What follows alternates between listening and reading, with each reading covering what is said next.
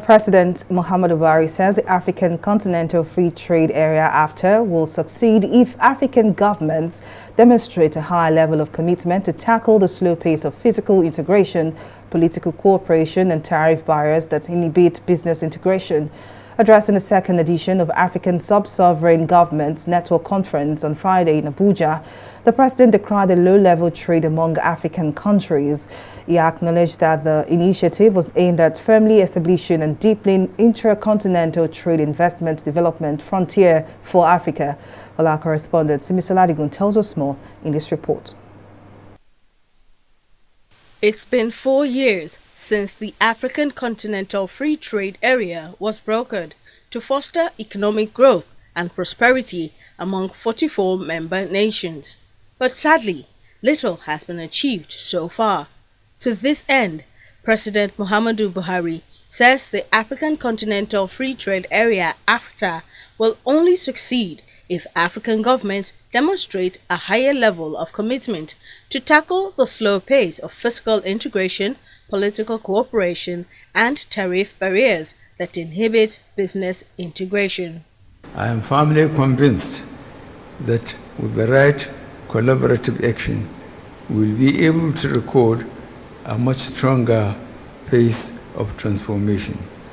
Through shared knowledge, innovation, and creativity, we will be better able to cater for the needs of the African continent's population of over 1.4 billion people.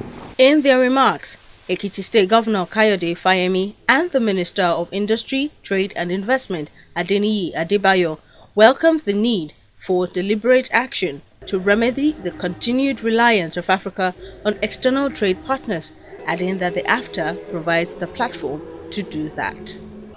We are at the starting block because intra-African trade is still an infinitesimal part of the total African trade.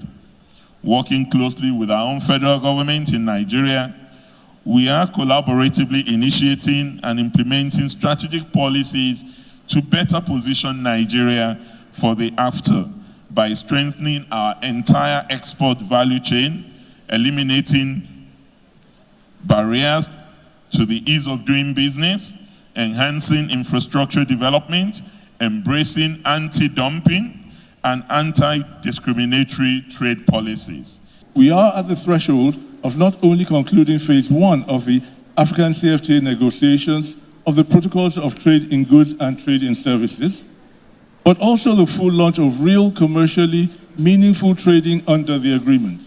This conference, therefore, is a unique opportunity for us to take stock and reflect on how best to assist our citizens in realizing the full benefits of the African CFTA.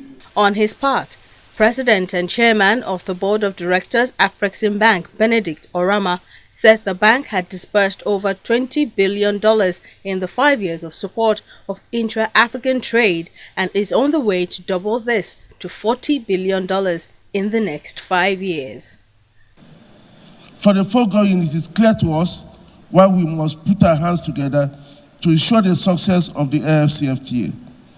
And that's why Afrexim Bank is doing its bit to make sure that this happens. We've disbursed over $20 billion in the past 5 years to support intra-African trade.